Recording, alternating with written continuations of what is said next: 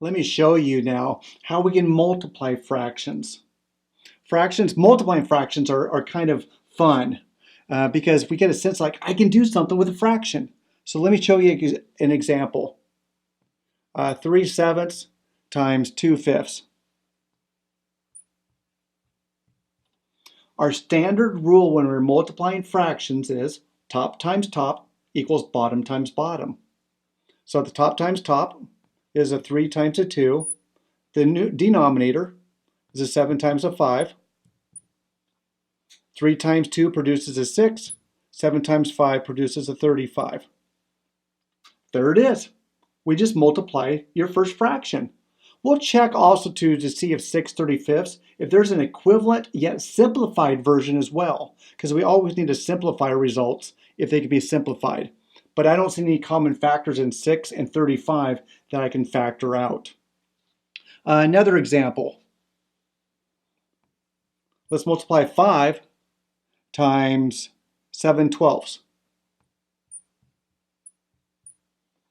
Wait a minute, Willie, you said these are fairly straightforward. I just multiplied top times top and bottom times bottom, but wait a minute, 5 doesn't have a top or a bottom, it's just a 5. So what do you do? Well, if we remember that every number really has an understood 1 underneath of it as a placeholder. This is really 5. 5 what? 5 once. Now I have a top and bottom for both of these. So this can become 5 times 7 over 1 times 12. 5 times 7 is 35. 1 times 12 is 12.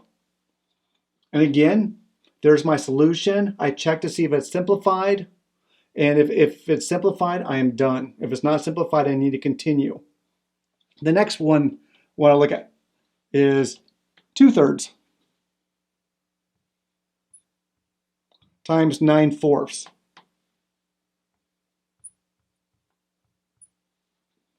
What can we do? Top times top, bottom times bottom, 18 on the top, 3 times 4 on the bottom is 12. I do recognize that there's a common factor in these. I can rewrite 18 as a 6 times a 3. I can rewrite 12 into its factors of 4 times a 3.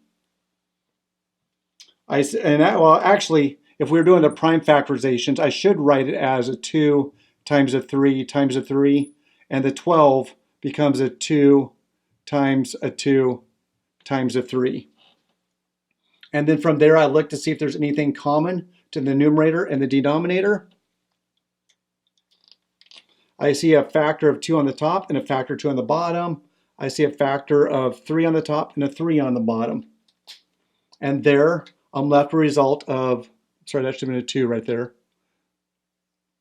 Hold it, 4 times a 3, it should have been a 3. I'm left with 3/2. Which is what I would have gotten up here. If I continued this one, I would have got 6/4.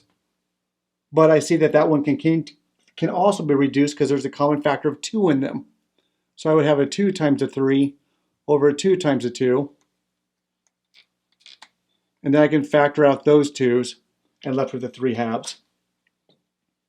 So as you can see, as you're factoring through, you might need to reduce several times to get down to its final result. Last example, 3 2/3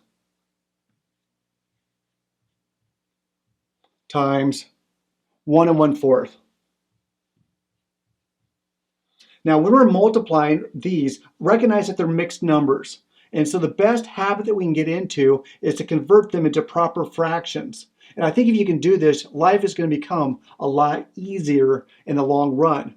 The algorithm that we learned earlier how to do that, 3 times 3 plus the numerator, that's 3 times 3 plus the numerator over the denominator. The other one was 1 times 4 plus the numerator divided by. Clean it up. 3 times 3 is 9. 9 plus 2. So I have 11/3 times 5/4. Top times top, 11 times 5.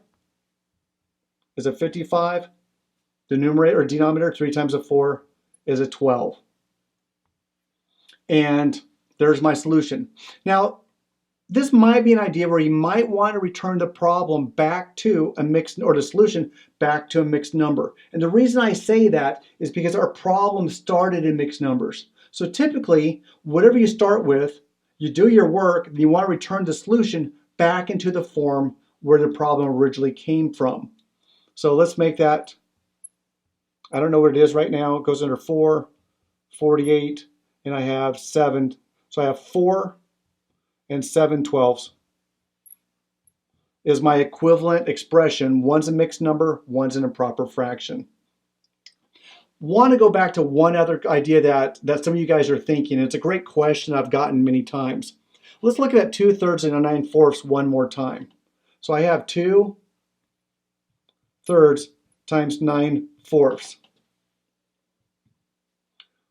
One thing I can do is I have 2 times, I can factor 9 right now. So it becomes a 2 times a 3 times a 3. 3 times a 4, let's just factor that down, the 4 to its prime factorizations, which is a 2 times a 2. Sometimes when I write it out in this particular way, I can simplify before I solve. So what factors do you see in common right now? That 2 and that 2, that 3 and either 3. Let's make that 3. Well, all that's left is a 3 divided by a 2. So the point of that illustration was sometimes it might behoove you to look for a way to factor or simplify in the process rather than at the end of the process. And you'll start to see those with more and more practices as you continue on.